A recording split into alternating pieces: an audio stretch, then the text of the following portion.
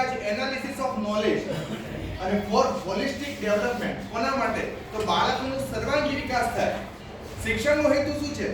તો બાળકનો સર્વાંગી વિકાસ કરવો એ શિક્ષણનો હેતુ છે. તો પરખ શું છે? તો પરખ જે છે વિદ્યાર્થીઓમાં જ્ઞાન, કૌશલ્ય અને સર્વાંગી વિકાસ થાય એનું મૂલ્યાંકન કરવાની રાષ્ટ્રીય અને વૈજ્ઞાનિક પદ્ધતિ છે. એ શું છે? પરખ. હવે સવાલ એ થાય કે પરખ કેમ જરૂરી બન્યું? પરખ કેમ લાવવું પડ્યું? તો વિદ્યાર્થીઓનો પોકાર છે કે સાહેબ ભણતર નવું ભણાવો, સાહેબ ભણતર નવું ભણાવો, ભણતર નવું ભણાવો, સાહેબ ભણતર કંઈક નવું ભણાવો. રકમના સૂત્રો છોડાવીને સમજણનું દીપક પ્રગટાવો. ભણતર નવું ભણાવો, સાહેબ ભણતર નવું ભણાવો. પુસ્તકમાં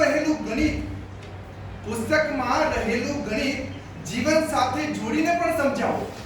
ભણતર નવું ભણાવો, સાહેબ ભણતર નવું ભણાવો. રતનની રેખા મિટાવીને સમજણનું વર્તુળ દોરાવો. ભણતર નવું ભણાવો, સાહેબ ભણતર નવું ભણાવો. જૂની પદ્ધતિમાં આપણે જોયું કે ફક્ત અને ફક્ત ગોખણપટ્ટી, માત્ર ને માત્ર ગોખણપટ્ટી. અહીંયા જે વડીલ શિક્ષકો છે એમનાથી હું માફી ચાહું છું. આપ કેવું ભણાવો છો એ મને જાણકારી નથી. આપ ખૂબ સારું ભણાવો છો.